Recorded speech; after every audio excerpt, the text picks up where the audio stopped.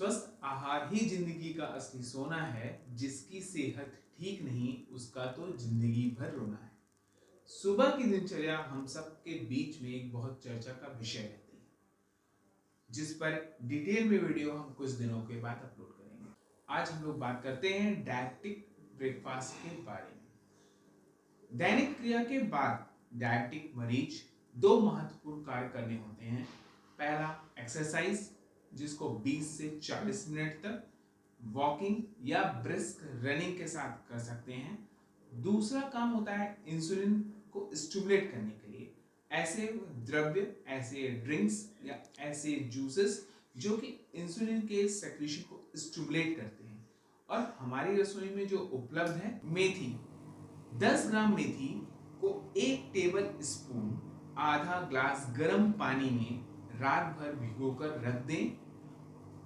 सुबह उठकर उस मेथी के दाने को चबाकर आप खाएंगे और बचे हुए आधे ग्लास पानी में आधा ग्लास गर्म पानी ऐड करके 1 ग्लास बना लेंगे और उसको चाय की तरह धीरे धीरे सिप बाय सिप पिएंगे। मेथी स्लो डाउन कर देता है शुगर एब्जॉर्प्शन को, स्टिमुलेट करता है इंसुलिन के सेक्रेशन को। इसलिए खाने को लेकर एक बहुत पुरानी कहावत है कि eat breakfast like a king, lunch like a prince and dinner like a pauper. शुरू करते हैं सबसे पहले ब्रेकफास्ट के बारे में। समय, ब्रेकफास्ट का समय बहुत ही महत्वपूर्ण है। सुबह 7:30 बजे से 9 बजे के बीच में डायबिटिक रोगियों का ब्रेकफास्ट हो जाना चाहिए, क्योंकि हमारे शरीर को कार्य करने के लिए फ्यूल की जरूरत होती है, ईंधन की जरूरत होती है, और वो हमारा सुबह का ब्रेकफास्ट हमें देता है। 7:30 से 9 बजे के बीच में जो पहला हम ब्रेकफास्ट करेंगे उसमें हम ये ध्यान रखेंगे कि हमारी जो कैलोरीज हैं जो हम खा रहे हैं उसमें कार्बोहाइड्रेट की मात्रा, प्रोटीन की मात्रा और फैट की मात्रा का एक निश्चित अनुपात हो। तो सुबह के समय अगर हम खाना खा रहे हैं या फिर ब्रेकफास्ट कर रहे हैं तो हम जैसा कहते हैं कि eat breakfast like a king, तो हमें उसमें कार्बोहाइड्रेट, प्रोटीन, फैट, इन सभी को प्रॉपर अमाउंट में सम्मिलित करना है, जिससे हम मैक्सिमम कैलोरी सुबह गेन करें और दिन भर कार्य करने की हमारे पास ऊर्जा बनी रहे। तो सुबह के समय 500 से 600 कैलोरी डाइट हम लोग लेंगे। पूरे दिन का 1500 कैलोरी डाइट एक डायबिटिक पेशेंट के लिए रिक्वायर्ड होता है। हम जो अब ब्रेकफास्ट बताने जा रहे हैं ये आपके ही किचन से उपलब्ध सामग्रियों से बना हुआ है। इसके लिए आपको कहीं अलग से कोई भी डिश तैयार करने की जरूरत नहीं है। और ये जो ब्रेकफास्ट है, अगर आपने इसका सही से पालन किया तो आपको आश्चर्यचकित कर देने वाले परिणाम मिलेंगे। तो आपके शुगर लेवल को कंट्रोल करने के लिए हमने 3 कैटेगरी में डायबिटिक ब्रेकफास्ट को डिवाइड किया है। ज्यादातर पॉपुलेशन यूथ है, तो हम लोग पहला ब्रेकफास्ट टाइप 25 से 40 वर्ष के लोगों के लिए है। 2 रोटी मल्टीग्रेन आटे की, 160 कैलोरी। इसके साथ आप हरी सब्जी लेंगे, 90 कैलोरी। साथ में रायता, वेजिटेबल रायता होगा जो कि 25 कैलोरी देता है, और फ्रूट रायता अगर आप लेते हैं तो 95 कैलोरी इससे आपको मिलती है। Breakfast, eat breakfast like a king, मतलब इसमें आप कोई पेय पदार्थ, कोई पेय द्रव्य या ड्रिंक्स या जूसेस आप इसमें ऐड करेंगे। इसके लिए फ्रूट जूस, वेजिटेबल जूस या सूप, किसी भी प्रकार का जूस या सूप आपको 100 कैलोरी के बराबर ताकत देता है। तो टोटल ब्रेकफास्ट आपका 400 से 500 कैलोरी के बीच में होगा। दूसरे टाइप का ब्रेकफास्ट अनकंट्रोल्ड डायबिटिक रोगियों के लिए है। इसमें 2 मेथी के थेपले या रोटियां भी 100 कैलोरी के बराबर होंगी। वेजिटेबल रायता जो कि 25 कैलोरी देगा। पीने में सूप इसमें आपको 50 कैलोरी देगा, या ग्रीन टी भी आप इसमें यूज कर सकते हैं। इन्हीं रोगियों के लिए अन्य एक अंकुरित अनाज और फ्रूट सलाद ये भी ब्रेकफास्ट में शामिल कर सकते हैं, जो कि 80 कैलोरी के बराबर होगा। तीसरे टाइप का ब्रेकफास्ट 50 से 80 वर्ष के मरीजों के लिए है। इसमें दलिया दूध के साथ लगभग 220 कैलोरी, दलिया सब्जी के साथ लगभग 230 कैलोरी, एक बेसन का चिल्ला 100 कैलोरी, और पीने के लिए फ्रूट्स जूस या फिर वेजिटेबल सूप ले सकते हैं जो कि 100 कैलोरी के बराबर की तो ब्रेकफास्ट 500 कैलोरी के बाद हम लोग बात करते हैं लंच के लिए। लंच में 5 से 6 घंटे का अंतर रखना जरूरी है। लंच टाइम आपका 12:30 बजे से लेकर 2 बजे के बीच में होना चाहिए। लंच ब्रेकफास्ट की तुलना में संतुलित ना होकर प्रोटीन युक्त होना आवश्यक है। आइए हम लोग शुरू करते हैं और जानते हैं कि लंच के लिए क्या डाइट हम रखें। दाल और चावल दो इसके बेनिफिट्स जो हैं वो उसमें पाया जाने वाला प्रोटीन है।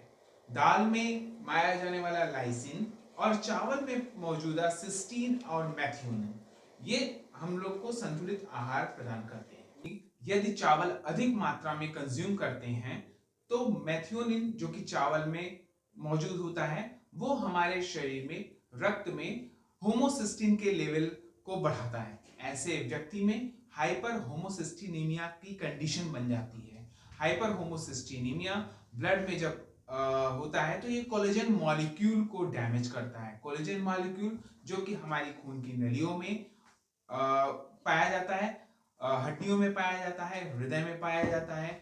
खून की नलियों में कोलेजन मॉलिक्यूल जब डिस्ट्रक्ट होता है तो ये एथेरोस्क्लेरोसिस कॉज करता है। हड्डी में कोलेजन मॉलिक्यूल ऑस्टियोपोरोसिस कॉज करता है।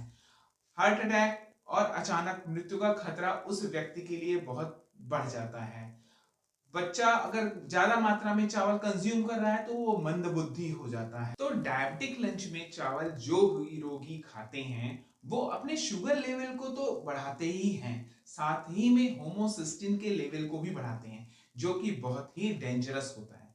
तो अब बात करते हैं कि आहार में क्या और कितनी मात्रा में लें। ध्यान रखें कि 300 से 400 कैलोरी लंच का आहार होना चाहिए।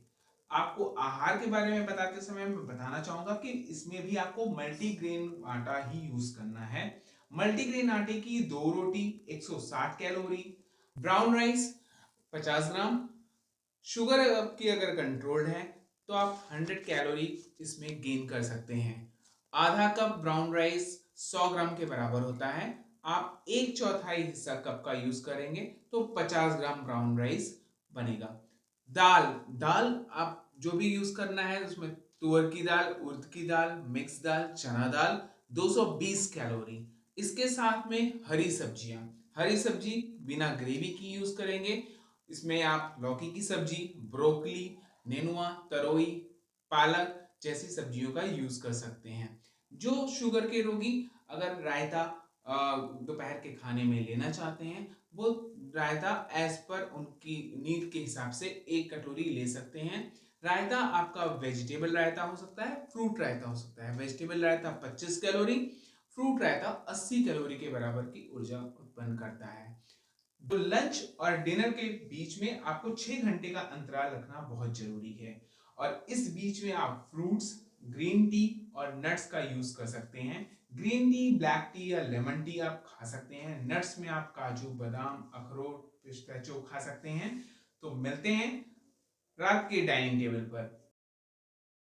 डाइनिंग टेबल पर आपको खाने में 2 चीजों का ध्यान रखना है। रात का खाना आपके सुबह के शुगर लेवल को इम्पैक्ट ना करे। खाना हल्का होना चाहिए ताकि नींद आपको अच्छी आए। डिनर का समय 7:30 से 8:30 तक होना चाहिए। मात्र 200 से 300 कैलोरी आप कंज्यूम कर सकते हैं रात के खाने के लिए। ईट डिनर लाइक ए पॉपर, ये कहावत बहुत ही फेमस है और आपके रात के खाने के लिए इस कहावत का आपको फॉलो करना है। आप रात के खाने 1 रोटी मल्टीग्रेन आटे की 80 कैलोरी, 2 रोटियां मिक्स आटे से, उसमें आप बेसन, बाजरा, मक्के की रोटी यूज कर सकते हैं, 100 कैलोरीज। साथ में आपको करी वाली सब्जी, इंडियन ट्रेडिशन के हिसाब से अमूमन तौर पे शाम का खाना सब्जी पर निर्धारित होता है। आप इसमें करी वाली किसी भी एक सब्जी का प्रयोग कर सकते हैं जो कि बीन्स की बनी हो, राजमा की बनी हो, चने की सब्जी हो, पनीर हो या फिर मशरूम से बनी हुई सब्जी। खाने के बाद आपको 10 से 15 मिनट तक वॉक करना है। खाने के आधे घंटे के बाद आपको आधा ग्लास गुनगुना पानी सोते समय पीना है। याद रहे कि डायबिटीज रोगियों को क्या नहीं खाना है।